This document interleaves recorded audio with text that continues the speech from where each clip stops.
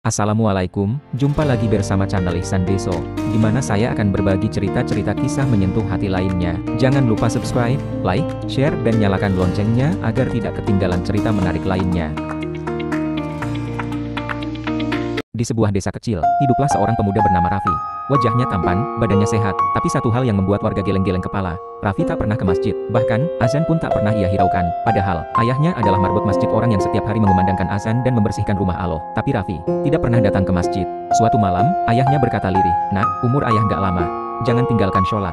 Dunia ini sebentar." Tapi Raffi hanya tersenyum. "Iya ya, nanti juga sholat, kan masih muda." Kalimat itu jadi yang terakhir didengar sang ayah dari mulut Raffi. Karena keesokan harinya, ayah Raffi meninggal dunia. Tiba-tiba, saat sedang membersihkan mimbar masjid, ia terjatuh dan tak sadarkan diri. Raffi datang tergesa, tapi semua sudah terlambat. Di hadapan mayat ayahnya, Raffi menangis dan menyesal atas ucapan waktu tadi siang. Raffi tak kuasa menahan tangis. Jenazah ayahnya terbujur kaku di ruang tamu.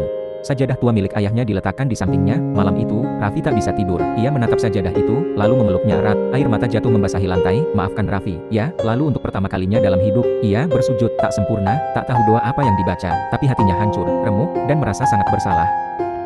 Esok paginya, warga desa dikejutkan oleh satu pemandangan. Raffi datang ke masjid, sendirian.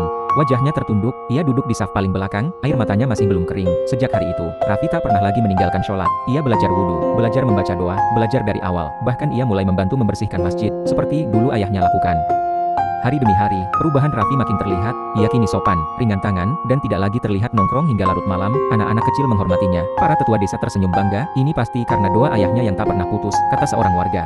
Setahun kemudian, Raffi membangun sebuah musola kecil di dekat rumahnya. Ia beri nama Musola Ar-Rahmah, tempat anak-anak belajar mengaji. Musola itu ia bangun sebagai hadiah untuk ayahnya yang telah tiada. Di dinding musola, terpampang tulisan, "Dulu aku tersesat, tapi Allah selalu membuka jalan pulang. Terima kasih ayah atas doa-doanya yang selama ini engkau panjatkan kepada Allah untuk diriku."